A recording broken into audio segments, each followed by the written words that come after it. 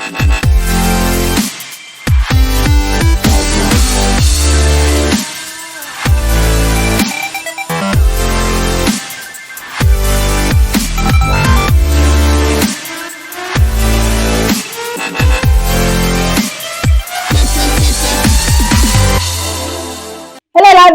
Hi guys, I am Mbutia and I'm Paula K. Welcome back to yet another beautiful episode by the Triple S, aka the Sweet, Soulful and Spicy Channel.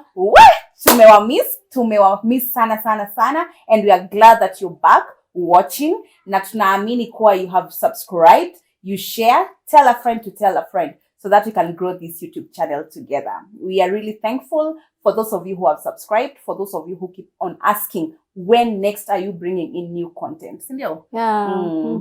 We love you guys and thank you for the support that you've been giving us, constantly giving us. We don't take it for granted. Sure. It's amazing to have you viewers. And make sure that you subscribe. Come on, just subscribe. Take this for 1 minute. Make sure that you subscribe. And then hit that notification bell. Ndio tukipost a new video, ukue notified. Because some of you mnasemanga, ay, hakuna video na sasa tumepost. Make sure that you hit that notification bell. So when we post a new content, you are notified. Exactly. So today we have an amazing, beautiful guest with us. Yeah. Yes. The last time we had guests, you really enjoyed the content, and we hope you are also going to enjoy this one. So our amazing visitor, we really love you. It's a friend of ours. We've grown up together. We've seen each other evolve into women we are today. Yeah, and for sure, she's just one amazing woman. You're going to meet her. You're going to hear the kind of knowledge and wisdom she has. She's just so amazing. So without further ado, our visitor, introduce yourself. Drum roll!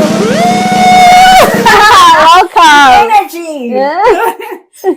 Hi guys, Wanjimbugwa here, and I'm so humbled to be together with you guys today. And please guys, remember, subscribe. Rise to 500 subscribers. Yeah. And don't forget to share and like and also comment. Exactly. So on our today's episode, we are going to be discussing something very helpful. We are discussing things we are unlearning. Yeah, for sure. Yeah, things we are unlearning, because I believe life is a process of learning new things and unlearning the old habits or the old ways of doing things that you had, for you to accommodate the new ones on how you're going to change the way you're going to be doing your things. I know one thing about what I keep saying is that we are work in progress. Everybody is work in progress. So there are some of the things that you are going to adapt in life. There are some of the things that you're going to let go. Yeah, sure. Maybe because you've learned new. Yeah. Maybe because you are seeing things differently.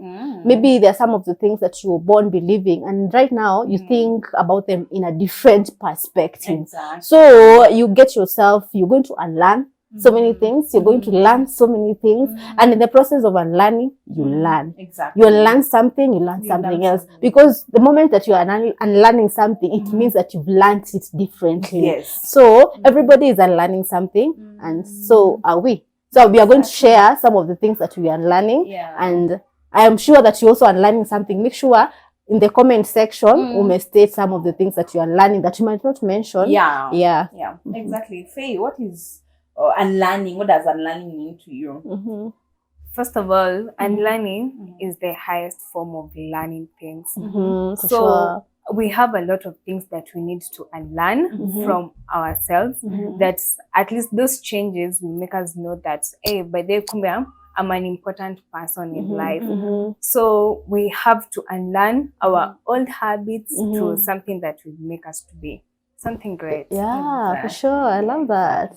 So, one boy, what are you unlearning? What is the first thing you're unlearning in life? One thing I am unlearning in life is that happiness is a goal. For me, I am learning to appreciate little steps. these baby steps that you have.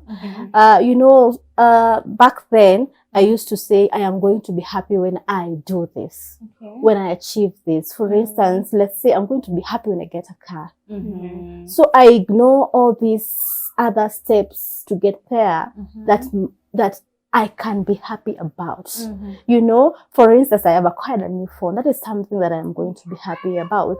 But now I had this mentality that happiness is a goal. It is somewhere. I need to get there for me to be happy. And I am now learning that appreciating these small steps towards there make life meaningful.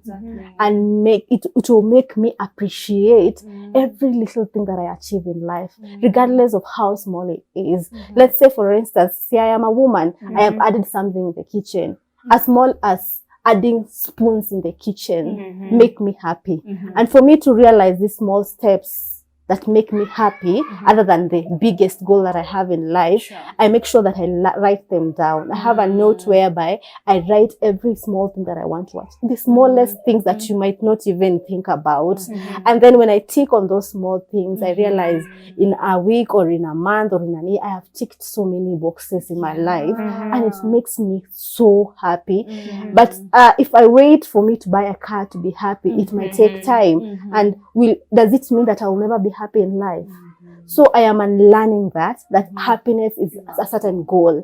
I am learning to appreciate everything that is happening in my life, and every small thing that is happening in my life. It's meaningful, and it can make me happy. Exactly. Yeah, for sure. So we should learn to also clap for ourselves. Yeah, for sure. When we make those small moves, those baby steps, the things we do not see as success because they are just taking us somewhere. It is we are in a ladder. So that small step is taking you to another greater step, another one. Because if you don't see the small ones and wait for the bigger picture, or you will be ungrateful for the small things you've been able to accomplish, for the small things you have in life.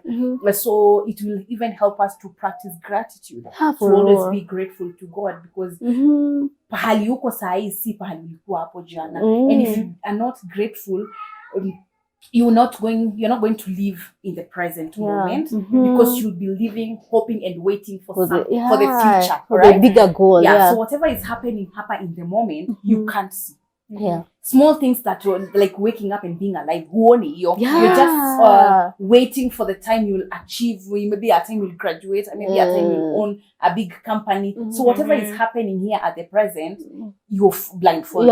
You're not able to see. And it might be something that can make you happy if you decide, because I believe that happiness is a choice. You choose what you're going to be happier about. So if you decide to ignore all these small steps that is happening in your life, you will never reach to that goal of happiness. Because the moment you achieve that bigger goal, you have another bigger goal. So will it mean that you will never be happy, Pauline? So you need to appreciate this small step. Exactly. In addition to that, that's also for me one thing that I'm really unlearning, to always appreciate myself. If I've done something for myself, I can also like take myself out for a coffee to tell myself, hi, congratulations, you have done it. So I don't need anyone to come and tell me that, hey, but there you have made it. I can appreciate myself. I love that. Self-validation. Because if you keep on waiting for people, at times people are jealous of your progress, and maybe a person might not know how hard it has taken you to be or to achieve that thing. You are the only one who knows the kind of struggle you have undergone for you to make that small step. So you have to keep on clapping for yourself, because it even motivates you and gives you the energy to run for other things. So we can say that happiness is it's also a choice, a personal choice, and to get that contentment, that need from the happiness that you create for yourself, you have to start by appreciating yourself. Like Faith said that you need to constantly clap for yourself and tell yourself, Shireen, I've done this, and it's worthy, and it's worthy to be celebrated. Because not everybody is going to appreciate those small things as much as you can. And not everybody knows whatever happens in the background. People are only seeing the result of whatever you have done, but they don't know the steps you've taken to be there. So clap for yourself, because you're the only one who knows your struggles, how much you struggled to be where you are, and just be happy. I'm going to add something on that. I saw a celebrity asking that mtu kuna musician ali-raise, amekuwa uko tu chini, alafu one day aka-raise akakuja akakuwa on the limelight. And so everybody was calling them for interviews. And akaulizwa mbona wewe umengoje umse agro hadi hapa ndio muite. Akamwambia aje ati sisi tuwezi realize those small steps. Hizo small steps zake, they don't matter to us. What we want is what is in the limelight. That is why he is relevant to us today and he was not relevant to us the other time. So hizo struggles zake, we are not part of it. What we are interested is with him right now because he's in the limelight. Unaona? So hizo steps zake hakuna mtu mwingine ange-appreciate. Ni yeye ange-appreciate na endelee kuji-appreciate, aji-appreciate until hiyo time alifika kwa limelight and akakuwa relevant to these broadcasters that will want to host him for interview. Okay. Sawa. Personally, what am I learning? I'm unlearning the act of comparing my progress with others, and I'm starting to make peace with my own journey, with my own progress. I'm starting to make peace with that. I'm now telling myself that where I am, this is my race. I'm running my own race. I'm not looking at what Wamboi Mbude is doing or what Faye is doing. I'm not comparing my progress to them because this is my race. I'm now admitting that everybody is on their own journeys. We are walking these races differently. You might be running, I might be frog jumping, she might be crawling, whatever part or whatever point of life I am in. I'm learning to appreciate that. This is my progress, this is my journey. I am making peace with that. Whatever you're doing, I will clap for you and I will maybe learn from you, but I will not envy you. I will not envy your journey. I'll just clap for you, but I'll put my focus and concentrate on my own journey. For sure. It is very important. So to add on that, I'll say that right now we have a lot of pressure. Like you want to see, tunaona kama other youths wamejenga mansion, people are married, so you want to run and you don't know the journey yenye imefanya the place where the people have reached. So you don't know the struggles, you don't know the journey. So I think we should just embrace, as Paulina said, we should just embrace our own journeys. We should just embrace our own struggles. It might take time, but we'll eventually be there. So pressure, right now there's a lot of pressure in the social media, marriage, I don't know, gifting, there's a lot of pressure. If you embrace your own journey, you'll be comfortable. For sure. I'll also add something when it comes to pressure, especially I'll say for single people. Unapata mtu ako na pressure because age. Unajua siku hizi kuna hiyo age inakukimbiza, unaona I'm 26, I'm 28, I am 30, I'm not yet married. But unaona sasa some of the people that have married, ama some of the people who are getting married, you don't know the reason they are getting married. By the way, unajua mtu anaweza kuwa na get married because there is no peace at home. Exactly, anataka tu a safe place. Anataka tu aende. Aondoke tu wazazi ama aondoke tu home. Hiyo inaweza kuwa reason ya mtu mwingine ku get married. Mtu mwingine home kuna shida, anataka tu atolewe wazazi wake hiyo stress. Ndio maana ana get married.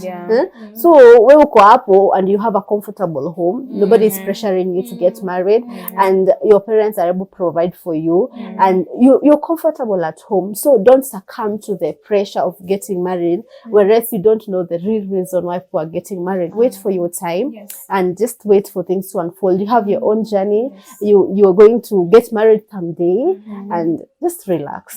There's nothing to run to actually in marriage. Nothing to run to. So when you compare your progress with others, it makes you doubt your self-worth and your ability. You start seeing yourself as a failure. You start seeing yourself as though you're not capable to do things. Lakini everybody has God has given everybody their own destiny and their own purposes.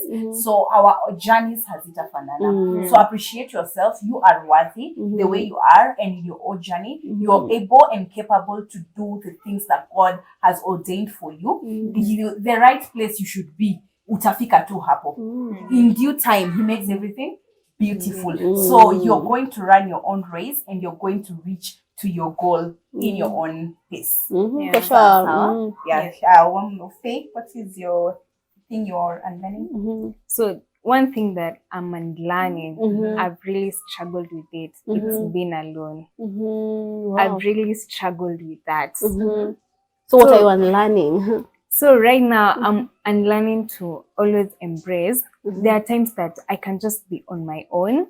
I can do things on my own, and I will still be comfortable. Wow. So there's this time that you just want to be around people. But right now, you just feel like being around people, unasikia ni nuisance. You just want to be all by yourself. You can also manage to do solo dates. And also solo trips. Like I've known that I used to struggle to go for trips alone. In Nile, I just want to go with my friends so that we can chat. You can also go all by yourself, and also you can learn a lot with different people. So just embrace. At times you just need your own space. Just be alone. Usione kama uko na shida yoyote. Yeah. Wow, I love that. I love that because I believe in those moments that you are alone is when you're learning a lot about yourself. Because you're in your true version. You're able to sit down and search yourself. Just try and see where you are at in life. You just do some self-retrospection. To self-search. You soul-search. You're able to see the kind of things that are hindering you from being where you are. You're able to know what you love, what makes you angry. You're able to learn a lot about yourself when you are alone. As compared to when you're just around people. I mean, I think I'll just tell Wanji something that I think for you have the best time to learn about yourself, and you just have the best time to have the best relationship with yourself. Yeah, I would say singlehood Faith is interesting. Who said I'm single? Okay. I'm sorry, but I mean that step where you're not married, you're not living with anybody in your house, you know. It's interesting. So enjoy it as much as you can. Go for those solo dates as much as you can. Hata sisi tunaendanga solo date, but not as much because tuko na mtu tu around. It's not the same thing. So it's the same with us. So we uko na time poa yako. One thing I am learning is the phrase "it's too late" because most of us tunajiambianga it's too late for something. Unaambiwa about this thing, unasema it's too late for me. I'm past that. Unajua nimeshazeeka, niko na familia, I cannot do that. It's too late for me. Unajua hata maybe it's a skill. Unajiambia if I was young, mimi ningefanya hivi. Unajua ati I wish ningejua hiki kitu nikiwa campus. I wish ningejua hiki kitu nikiwa younger. I could have done it. I could have done things differently, but you have the time right now. The fact that you're breathing, the fact that you have life in you, it is never too late for anything. Kama you were there, you were 30 years, you're 35 years, and you would love to continue with your studies, it's never too late. Kama it's something that you've always admired in life, it is never too late. Acha kujiambia, acha kujiconsole with the phrase it is too late. Hiyo ni unajiconvince. Unajua, your average state of mind, it's your choice. It's never too late. Kama you want to acquire new skills, it's never too late. Take your time, practice those skills. Take your time, your money, invest in whatever you want to do. It's never too late. Ukitaka kufanya kitu yoyote, kama unataka kuprogress studies zako, ulifika certificate, unataka kupata degree, it's never too late. Tunaambiwa start now, start where you are. Venye tu uko. As long as that idea has come into your mind that I need now to start doing this. Start it now, start it where you are with whatever you have. It's never too late. Achana na hiyo phrase, hiyo iachane kabisa. Wacha kujiconsole nayo. Ati unasema, unaona mtu ati unasema, ati yako na time poa. Hiyo anaweza fanya hizo, mimi siwezi. Unajua, kwanza especially for us married people ama when you continue getting older, unaanza kujiconsole sana na your statement that is too late for me. Heri wewe, for you can do this. For me, some to kama Pauline nataka kusema, unajua mimi I have children. I cannot go be on solo dates. I cannot go on solo dates. No, I will Yeah. not. You know me, I have children. I cannot go out with friends. You know me, I have children. It's too late for me. We enjoy. You know, we enjoy. But it's never too late for anything. Me, I would say that is a form of self-sabotage. Yeah, Yeah. for Because sure. it is finding reasons not to do Yeah. something, Mhm. the exact thing that you want to do. Mhm. Because unatafuta tu why I shouldn't do that. You don't want to plainly say I am lazy, I cannot go back to school. Unatafuta hiyo phrase useme it is too late for me to go To to school. school. So it is self-sabotage. Na tuamke from that. Self-sabotage is what is it's stopping most of us from being where we are supposed to be. Na so moja tuongelee hiyo Yes, self-sabotage. Because I self-sabotage. came to realize that it has a lot to do with the kind of progress we are making, and that's not being where we are supposed to be, because tumejiweka tu mahali with some reasons of why we cannot do certain things in life. Yeah, so it is self-sabotage. Unajiweka kwako ka space that unaanza kujivalidate, unapata kuvalidate those negative things in your life with the phrase that is too late for you, sijui nini na nini. Because I'll just give an example, like my father alisoma akiwa hata 40. Alisoma a course akiwa 40. I was like, napata babangu akiwa hapo kwa meza akisoma na akamaliza na akapata certificate yake. I was like, wow, dad, this is amazing. And you're this old and you've studied. Alafu uko hapo, uko 30, kuna skill unataka kuongeza kwa life yako, but unajiambia it's too late. It's not too late. Never too late. It's never too late. Hope umesikia hivyo. Yeah, it's Yako ingine. venye umesema, it's never too late. Hata kama right now you're being told, hi, do you know it's too late, you've not gotten a kid. Oh please. Oh please. Kila mtu na pace yake. Kila mtu anajijua.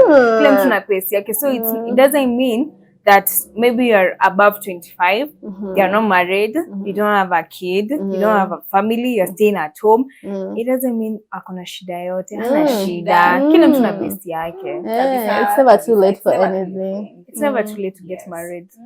People get married at 40. Yeah, and they have kids. And they have a happy ever after. Wengine huko walikipizana nayo wakaona 25, 26 divorce path.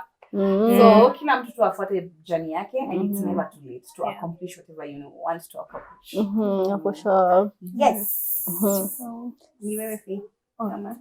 It's you actually. I am unlearning to stop ignoring my mental health, and I'm now learning that I should take time to meditate and just take care of my mental health as much as I can take care of my physical health. Because we have put so much effort in taking care of how we look on the outside. I want a flat tummy. I want to look in a certain type of way, a figure 8 hapo, sijui nataka nikuwe na nini kubwa nini nyingine kidogo. You even go to extra miles za kutafuta. You use a lot of money maybe wanting to look a certain kind of way, and you forget to take care of your mental health. I am now learning that my mental health is more important here as much as my physical health is important. I'm learning that I'm supposed to take care of my thoughts. I'm supposed to feel my feelings. They are valid. I'm supposed to really be in them, feel them, and just take care of me mentally.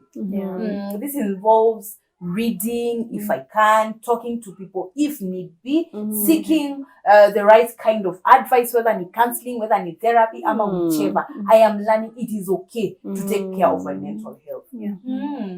Mental health is important. And right now, I think people are really going through a lot. Exactly. Kuna a lot that is happening, and at most I can say that people have the fear to talk. Now, because you want to talk, but haujui utaongelesha nani, hujui nani atakusikiza. Kila mtu ako na stress zake, yes.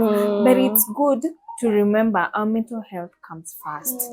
Kama yuko sawa kiakili, you will have a lot of challenges. And so it's good that we talk. And if at all you feel that kuna vitu zenye unafanya inabidi una compromise your mental health, remember, there's no need of you compromising about your health. Because you might compromise, ikulete shida mob. So you start questioning yourself, why did I do that? Why did I compromise? I should just have accepted that my mental health should come first, no matter whatever people will say.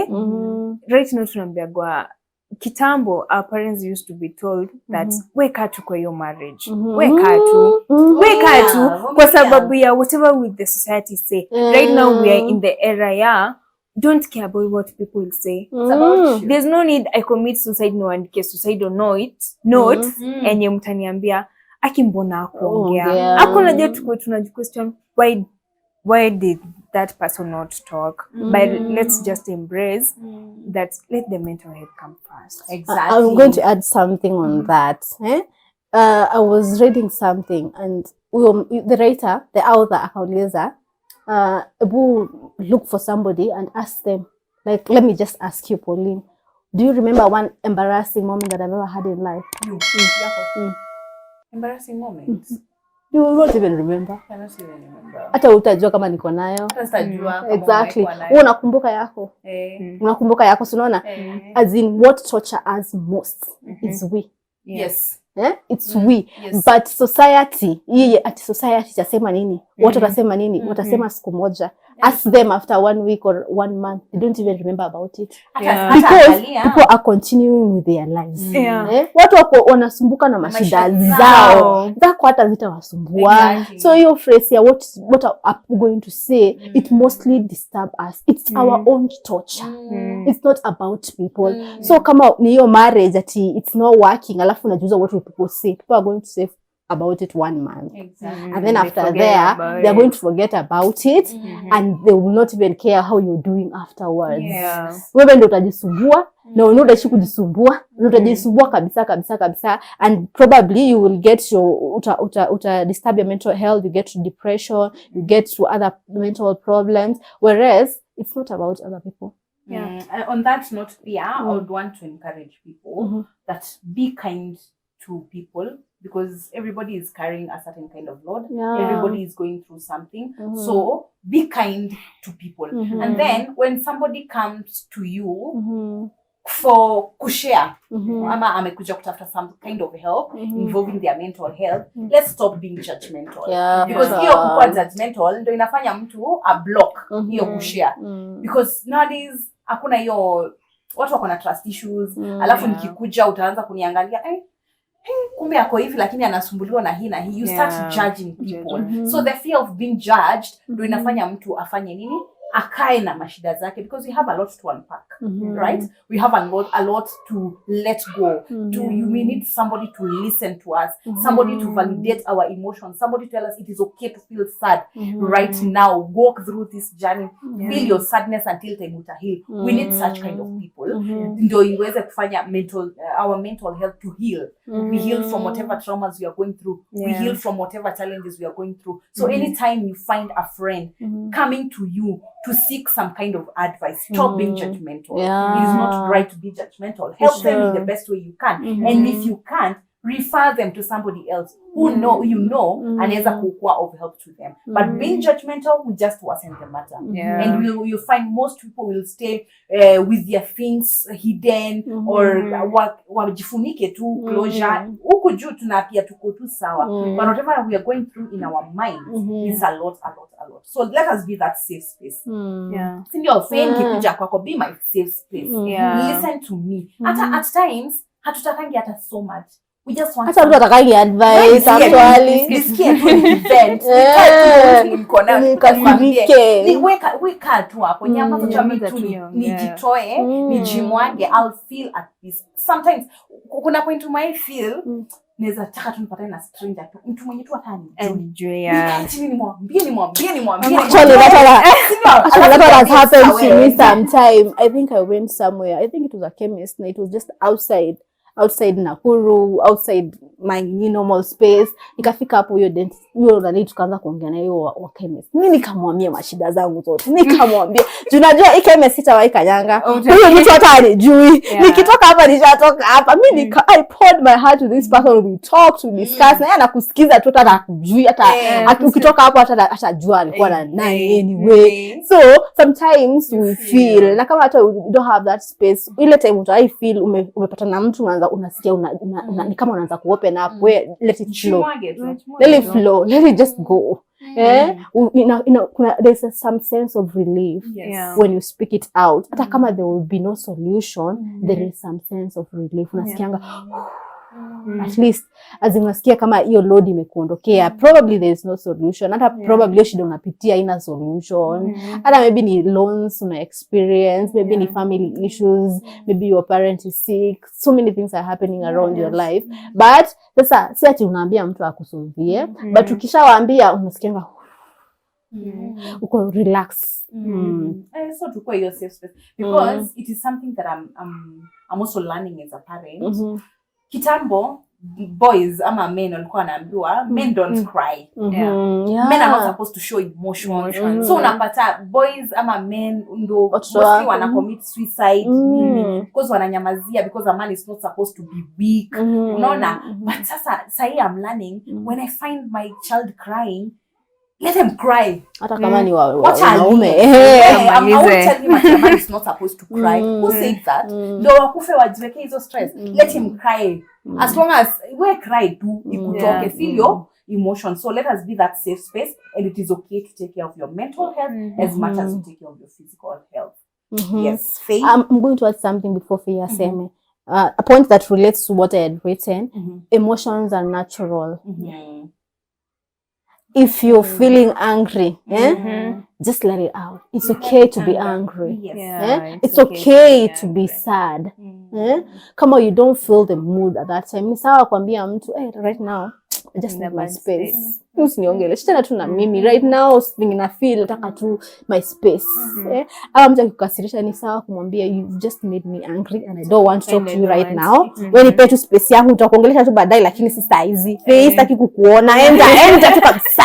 Sasa kukuona saa hii. It's okay. Cool. Just allow yourself to experience every emotion. Usikae kama ati watu wamekosea lakini sasa you don't want, you're there smiling. At the end of the day tuko ndani umekasirika. Akitoka hapo, maybe for instance is your husband, akitoka hapo unalia. Now I realize the anger ama whatever your negative emotion, it will not affect them. The person who has done you wrong. No, it will affect you. For sure. Affect you. So it is easier to communicate and let it go, other than kufunika, you just bottle it up. So emotions are natural. If you're happy, ebu allow yourself to be happy for real. Unajua kama saa zingine naonanga watu wakisema mbona mtu ana post status ati umefanya this and this, you've had this and this achievement, then umepost kwa status, alafu sometimes una feel it's so wrong that I'm posting status. Am I bragging or something? It's okay. If that is your way of expressing happiness, ebu enjoy. Because unajua maybe probably when you're going through a sad moment, hautaipost. Ini happiness yako, embrace. And just know every emotion is natural. If you're angry, allow yourself to be angry. It's okay. If you're happy, can you enjoy that moment, because probably it's not going to last forever. Sometimes you'll be sad. Enjoy that emotion. If you're sad, let people know you're sad. If you're not like crying, Lia. Yote isha. Mimi nasemanga wewe lia, toa hiyo chungu yote yenye uko nayo. Yani it's okay, usijifanye ati hapo wewe ni kihiro fulani. Ati mimi wenye niko, mimi ni mbaba. Mimi siwezi lia. Ama mimi siwezi onesha watu ati kitu kinakasirisha. Mimi siwezi onesha. Inakuwa tuko ndani. So emotions are natural, embrace them and allow yourself to feel every emotion in life, because that connects to mental health. Kama umekasirika unaona ukijiwekea hizo vitu over and over again, the depression kicks in. So to avoid these mental health issues that Pauline was talking about, embrace every emotion that you have in life to avoid those further of hiding those emotions. I think we can combine that point with this one that I had. I'm unlearning that vulnerability is a weakness, and I'm now learning that there is a lot of danger in bottling up my emotions. So being vulnerable is not a weakness. When I come and cry, when I feel that emotion, when I become vulnerable and tell you whatever I'm going through, it is not a weakness. It is just, I should not bottle it up. But it will solve a lot of things. For sure. So msiogope kuwa vulnerable. For sure. So in addition to that, what we have said about our mental health, about our emotions, I feel like there's a time enye mtu anaweza kuuliza, hi, how are you? Are you okay? All of us, we at most what tunasema niko sawa, but deep down we're just saying okay. At times umsetu anaweza ni hug tu. I remember I was going through something, and then there's like that time I was even in church, so there's this woman who saw me, and then she just asked me, hi, can I hug you? Manze, I cried. I cried like as in hata kuuliza mbona unalia, like aliona tu there's something inakudisturb, and then she's like, can I just hug you? Yani hapo una feel too comfort, una feel too stress yote imeisha, only because just through a hug. Hata hujasema anything, hujasema what you're going through, but just through something. You can just do something to someone, and at most tunasemaga maybe we know that men don't like talking, but at times just kuonyesha tu expressing something can even make it at least stress zake zinaisha. Yeah. Oh, I love that. So it must have felt nice, right? Yeah. Unasikia kama ni kama umechukua stress zako zote. I cried, unalia hadi ile hivyo. Nilifeel tu yote, like umetoa stress yote. Next says hata maybe hakuna kitu ulikuwa unakusumbua, ni you just needed some comfort. Yeah, ulikuwa unasikia tu overwhelmed na life na nini, na si kitu unaweza explain. Always explain. Hata si kitu hata unaweza explain nini. Maybe tu ni life na sikia tu ki overwhelmed, umechoka. Zinaweza explainia mtu mwambie ni hii na hii na hii shida iko. Ni life tu in large tu inakupea pressure ama something. Maybe hakuna swali important kama hiyo. Personally, I feel that question so much. And when somebody just poses and just asks you, how are you? Nafiliki. Inakujanga tu na emotions zingine. Una feel some sort of care. Then you bother to know how I am doing. And not just ile ukwazi, ile ukwazi. How are you? Wewe ukwazi. Mimi kuna kitu moja nimeanza kuavoid. Ya kutext mtu hi, how are you? Avoid sana siku hizi. Juu najua definitely they are going to tell me they are fine. So when I text them hi, I let us talk about everything. Alafu tushaongea stories zote, namuuliza by the way, Pauline, how are you? It is going to hit hard than ile hi, how are you? Ile atareply hi, I'm fine. And you kuavoid so inakuwa tu kama norm. Sasa hata feel hiyo how are you? Sasa naacha tuongee, tushamaliza hapo chini namuuliza by the way, Pauline, how are you? Yeah. It's going to so you answer such questions. Unakaga so unasema how am I? How am I? But ya kwanza hi, how are you? I'm fine. And then after msame kujibu hapo ndio una notice kumbe hiyo time anakuambia je, I really wanted to talk to you but nilishindwa. Exactly. So I think mimi nataka get to just say how you feeling. Like me, you can just call me. I have friends who do call me and just think we need to talk. Na ngoja tunaomba hata nimuulize tu uko na credit enough, nasema hapana or something, naomba can I call you back? Wow. Ongea, sema yote. Mwaga. Wanaambia oh, life is like this, like this. At least we talk. Because pia me there's a time I needed someone to talk to, and at least I had that person who talked to me and told me, hey, by the way, don't lose faith in yourself. Despite the challenges zenye ziko, don't lose faith in yourself. You will still be there. Wow, I love that. I was depressed. Oh my god. The time you were depressed, it's the same. I think you love my experience here. And mine was, it was like that time I lost my job. Then at the same month, my mom akavunjika mkono. Oh, I remember that time. I was like, God, what's this? Like unaji question. Acha God sungoje basi ni load part moja. Ulete ingine baadaye kanisha hili. But unaniamua ndakugonga back to back. Back to back. And I'm like, God, please. Such nilambe glucose at least nipate energy. Hakuna yote energy. I feel like, you know what? Back. It was it was challenging, but I think I got through it. Yeah, and I'm in a good space right now. I'm happy for you too. Wanasemanga tough battle. God doesn't give tough battles to weak soldiers. He gives tough battles to tough soldiers. So after maybe my experience, something close to that, I was then going deep in depression, and I remember kneeling down and telling God, I am not this tough soldier that people talk about, please. I am a weak soldier. This is beyond me. Can you take this away from me? I remember praying, and I remember the prayer that Jesus made, Eloi, Eloi, I pray that to God and ask God, why have you left me? Because I know that I am a tough soldier, but this is extreme tough for me. Can you take this cup of suffering away from me? And if you don't want to take this cup of suffering from me, can you give me more strength?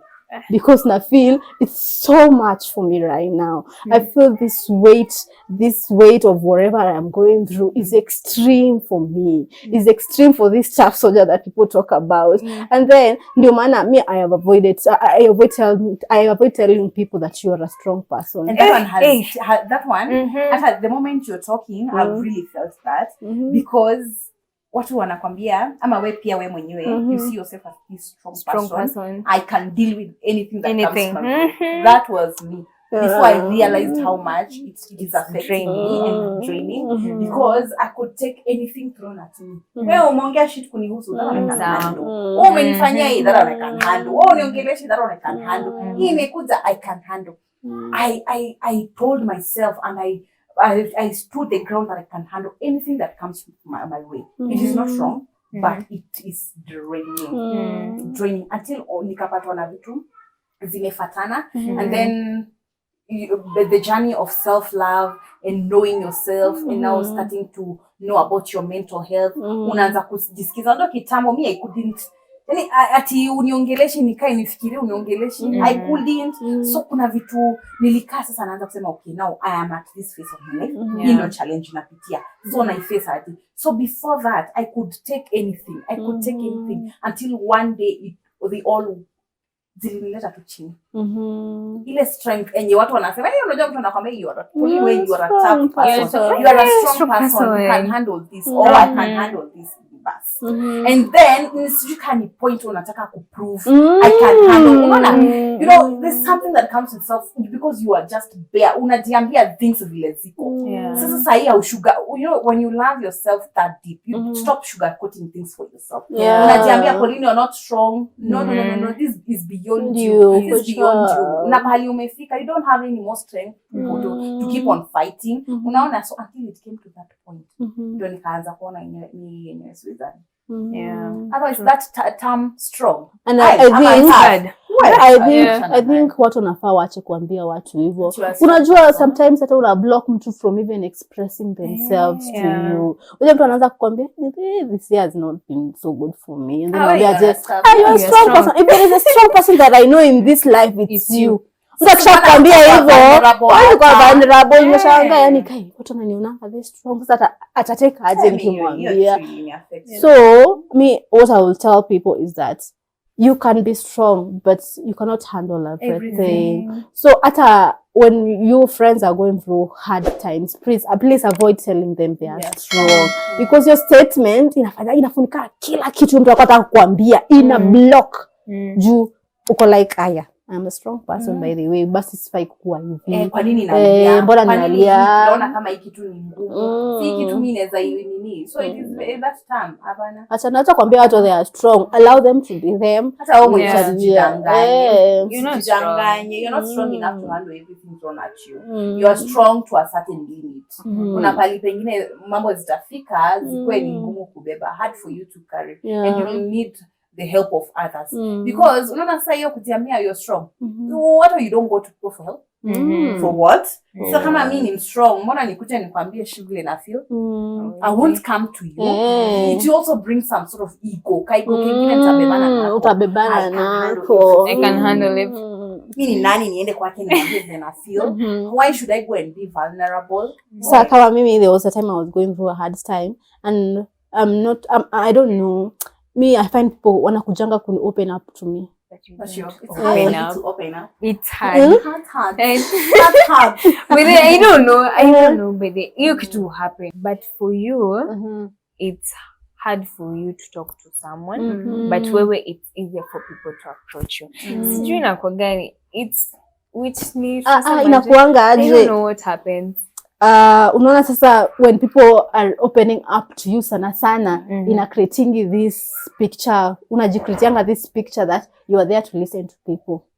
So unajipata it's so hard for you to open up. Unashanga sasa si hao watu wanikujianga ku open up. Sasa mimi nitaanza kuwaje ku open up to them. Nani I am like this this hero, but this hero in that they come to, they run to. Sasa mimi nitaanza ku run aje to them. Unaona for sure. Who's next point? Open up, it is faith. So one thing that I'm also unlearning is grief takes time. Grief? Yeah, grief takes time. Yeah, grief takes time. Tell me about it. No matter the timeline, but just know with time, we don't really live with the grief, but it's just the healing. We just accept the healing process. I will say that, like for me, losing my dad, right now it's almost 15 years. And at times I do feel that I really miss that person. But it's just when I accept that he's no more and he won't be back, it's just the healing process. But don't tell someone but don't grief. We will grieve at 50 years. We'll still be grieving, but it's just that we accept the healing process. Venye nilikuwa nalia when he passed away, and now it's so different. Right now it's just emotion. I tend to say it, you miss the person. But hiyo time ingine ulikuwa unafikiria unalia, una question God, why did it have to happen to me? But right now ni different. I don't question God. I accepted. It's just heal. No, accept the journey. And then time hiyo ya kuheal, everybody heals differently. Yeah, because again it determines maybe the kind of connection you had with the person you lost. You heal different. Maybe mwingine ni strong, mwingine ni weak, mwingine yani healing ni tofauti kwa kila mtu. So simply because uliona mtu mwingine ameheal haraka, usiharakishe wengine kuheal. Let them take their time for them to come to terms with whatever happened. Ndio sasa hiyo healing process yake wacha ianze tu pole pole. And it will come to a point. Hata kama healing tu utaheal too, but just take your time to grieve and to heal. Usiharakishe mtu. Yeah, for sure. That is also something I'm going to say about grieving. Grieving is a process. I am unlearning that healing is a goal. That I am going to get there. I am waiting for me. For me, I've lost my child, and it's been like a year right now. But I will not say that the pain is not there, but the pain is different. Every day, every passing time, I have different kind of pain.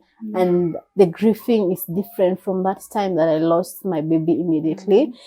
Because hata sikuwa nadhani nitafika 1 year. Nilikuwa najiuliza sasa kuna siku moja nitakaa hivi 1 year imeisha. Kuna siku moja nitakaa hivi sasa, for instance Fei yake ni ya 15 years. Sasa mimi najiuliza kuna siku moja nitakaa hivi 15 years. Unashangaa imeshaisha. Yani nime go through those 15 years without this person and nime overcome. So nimekuja, I am learning. For me, I am learning that healing is not a goal. Kuna time nilikuwa nasema mimi nangoja tu heal. Nikiheal I'm going to do this. When I heal I am going to do this. Nikiheal this and this is going to work out in my life when I am healed. But sasa I am unlearning all that. I am learning that there is no goal with this grief process. Hakuna goal, hakuna place nangoja nitafika. I just take a day at a time. I take my lost journey day at a time. And one thing that I have learned is it is different for every person. And I am not going to compare mine with anybody else. One thing that nilikuja kulearn is that grief is yours as an individual. It's not for every other person. And nobody is going to understand your grief journey as much as you. For you, Faith, you know, your grief journey is not the same as your brother. You've lost the same person, but your journey is different. Probably huyo mtu anafikiria hiyo story. Ilimtoka kwa life yake. Na probably Faith, it reach a point, reaching a point kwa life yake, anasema, I wish my dad was here. Alafu for me, I find as though sometimes when something happens to you, kama you've undergone loss, who unai connect? When something is not happening well in your life, probably say those are, for instance, you may lose job. If my dad was here, things would be different. Unajua, unaanza kujoin things to the loss when something bad happens to you. So that is something I am unlearning, because for me, everything that happens to my life, every type of loss that I experience, when I connect to God, uko najiambia sasa kweli God ameamua everything that is going to happen in my life is just loss and loss and loss, when it's not going to ever get better. So I am learning to disconnect my loss or my grief journey with my present time. Nina understand and I embrace that what is happening in my life right now, it is what it is. And it's not connected. It's not connected to whatever. That one happens its own, and I'm going to get it over it in its own.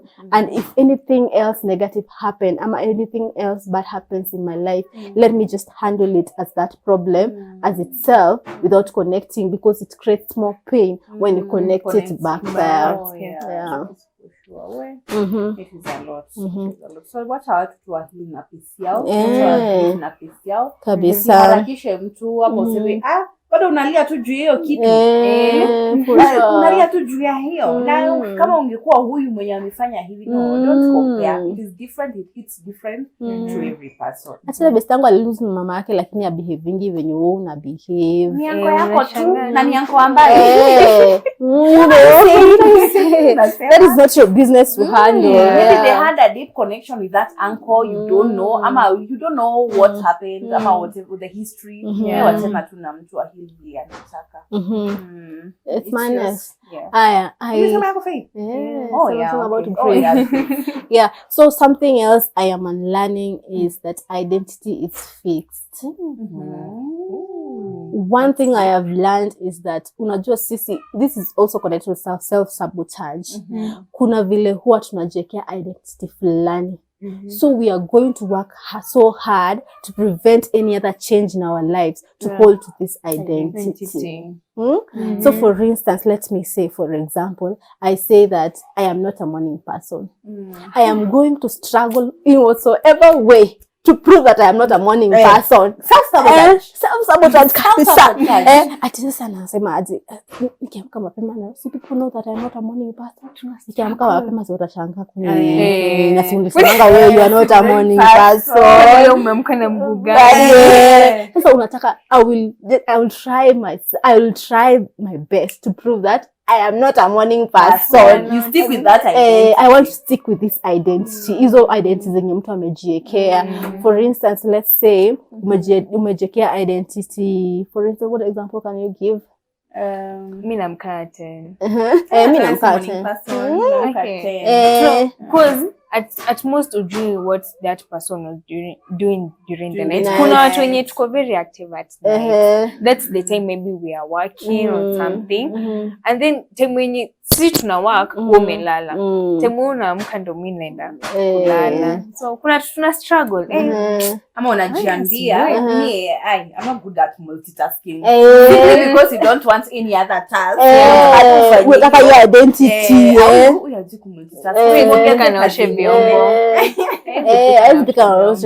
Lakini sasa for real, for sure, you know deep in your heart that this is something that you're just fixing for yourself. This is something that can change. This is an identity that can change, you know. Let's say unasema I am not an open person. Unajua, every time you want to feel vulnerable, you hide it. You own that identity. I am not an open person. You could speak out. Unajua, you're going to prevent every other thing for you to embrace this identity and wewe umejiwekea. So things can change and you can also change, especially habits that you create. We can change to be better people, because if we keep on self-sabotaging and giving ourselves some type of identity yenye si mzuri, because basically ni zile mbaya tu ndo zinatufanya zinatufundisha nyuma. So it is easy to change. You can change from whatever identity you get yourself into. Yeah, for sure. Yes. Okay, I am unlearning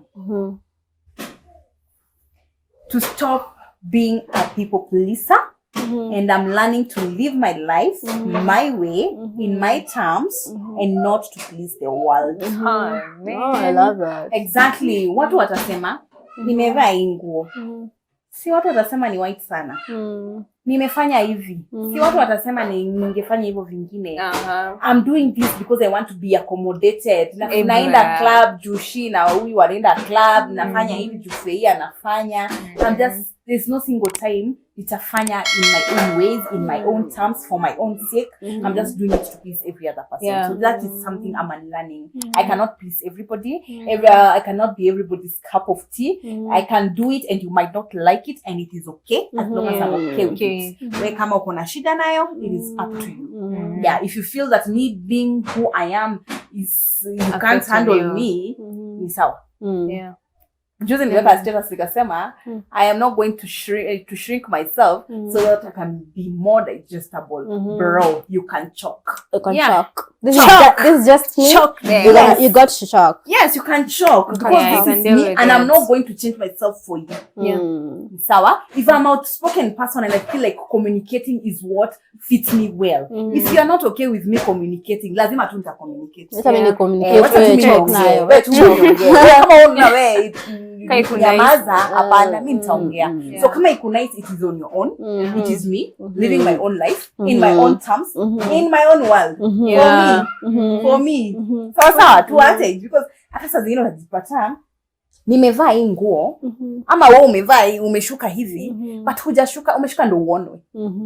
So every time we live life trying to impress people, how tiresome can that be? It's very tiresome. Very tiresome. So let us unlearn to stop being people pleasers and start living our own life for our own sake. Living by our own means. Yeah, for Hapo kwanza sure. kwa mimi. Sana hapo ndo penye I think people are really struggling with, because tunataka tukae venye pia watu wanakaa, kama maybe watu wana drive, sijui alipate hiyo gari. Nataka ende nichukue loan, niombe pesa huku, pia mimi ni drive. Tujenge, as in live by own means. Kama mimi sizi afford ku retouch nywele monthly. Wacha nikae na growth. Niko tu sawa.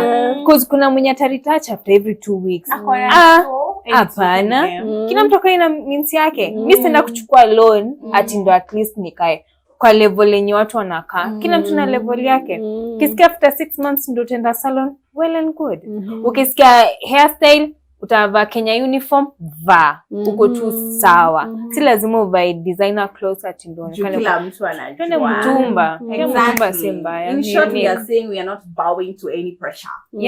True. Any pressure that the world has created, ama iko kwa pressure iko kwa dunia, don't bow down to pressure easily. Simply because your circle of friends wanafanya hivi, hatukimbizane nao, utachoka.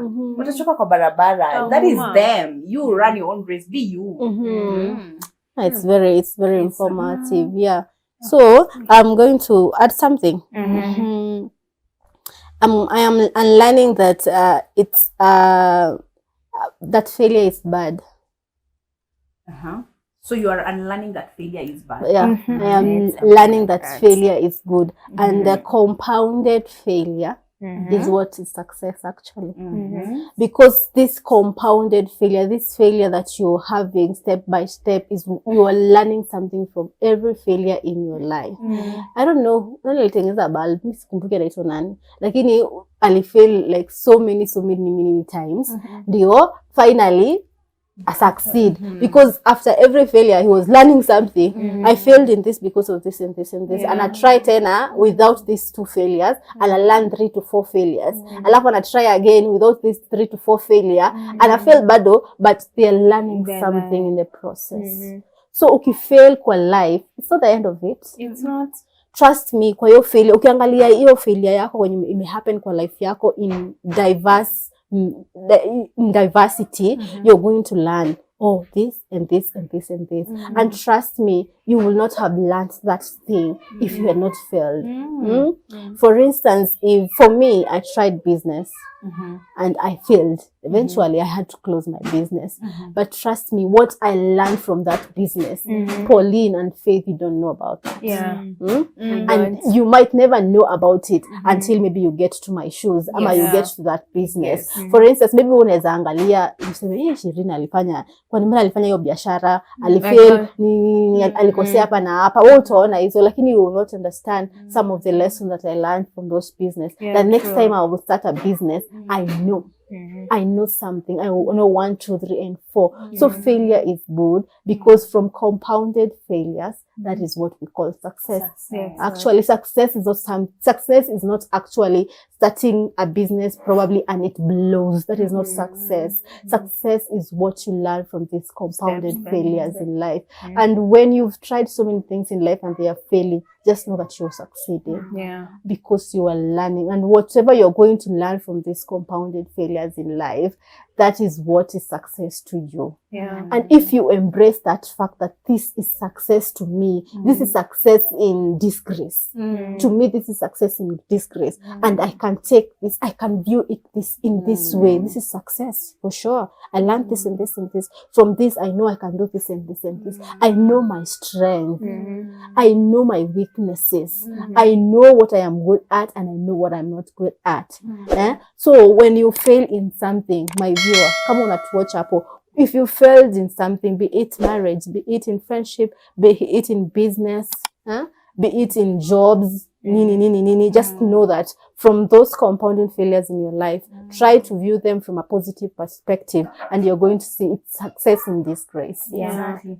Because the worst thing you can ever do is to go through life without learning from your mistakes. And you just uko tu kwa life, ukifail ni sawa unasonga, but ukai chini ujiulize, fine, I have failed in this. What have I learned from this? Because from whatever you've learned through that failure is what is going to help you now start something else. Actualize whatever things you learned from that past failure and uziweke kwa ground, start doing whatever you did not do so that you'll be able to achieve. So let us take time, take a pause. Anytime you fail, take a pause. Hata kama ni relationship. Hata kama ndio hivyo. Pause. Because you might not know ni nini mlifanya, how toxic you are or how toxic you was. Ndio mukafail. Just take time. Because the next time you go to another relationship, without learning the mistakes, utabeba mabaggages. Venye ulikuwa unafanya tu kwa hii, maybe hata wewe ndio ulikuwa na makosa. Ulikuwa unafanya kwa hii, unaenda kufanya kwa ile, ina fail too bad. Simply because you did not take a pause. Ujiulize, okay, imeisha. Ni nini nilifanya? Mimi nilikosea wapi? Ni nini sikuwa nafanya vizuri? Kama ni biashara, ni vipi, ni wapi? Ni kama ni madeni nilikuwa napeana. Just pause. Ujiulize maswali. Ni nini nimeelewa? One thing that I'm learning is being so understanding and forgiving that at times you outlook the fact that you're being disrespected. I think at times kuna kitu yenye mtu anaweza nifanyia, nina understand tu. I'm so like, you have the closure, you do understand things. But trust me, if you look deep, unaona mtu ana disrespect. And baba ufala, enye naiona, but nika vitu in things you see the red flags, but unaona kazi kwa pink, purple, yellow. One is kwa red.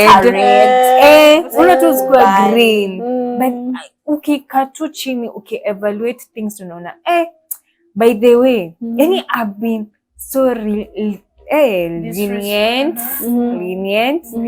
and kumbe at the end of it all, the end product, I'm being so disrespectful. And you're just taking it in. Naona absorb tu. Ukikaa tu chini hivi ukidigest vitu ndio unaona by the way I should stop being so understanding. If you're disrespecting me, nakwambia hapo na hapo, by the way cheki what you're doing, you're disrespecting me and I'm not happy. So you just stop, just change. Because I think you can get comfortable being disrespected without seeing, so you get used to whatever somebody is doing. Na uone kama hivi ndio inafaa kukua. So hata kama uko kwa relationship, umezoea unachapwa. So ukienda mahali hauchapwi simply because umezoea kuchapwa, na huko ni kasi pendwi. You are so inaitwa trauma bond. Trauma bond or something. So just let your eyes be open. Know when somebody is crossing your boundary or somebody is now disrespecting you, and call it out. Call those behaviors out. Call a spade a spade. Call a spade a spade. But you sugarcoat it. So we hope you have learned, and we hope you have really enjoyed our conversation. Having learned a thing or two, we're expecting that you're also writing whatever you have learned hapo chini or comment section. So make sure you have watched, share, subscribe, and press the notification bell. And to our amazing guest, thank you for being with us. I believe you have shared a lot of insight, because personally I've learned a lot. We are going to bring you so many times. Yeah, for sure. Yes, asante sana. Thank you so much for coming. That is it from us, and it's a wrap. Until the next time. Bye. Adios.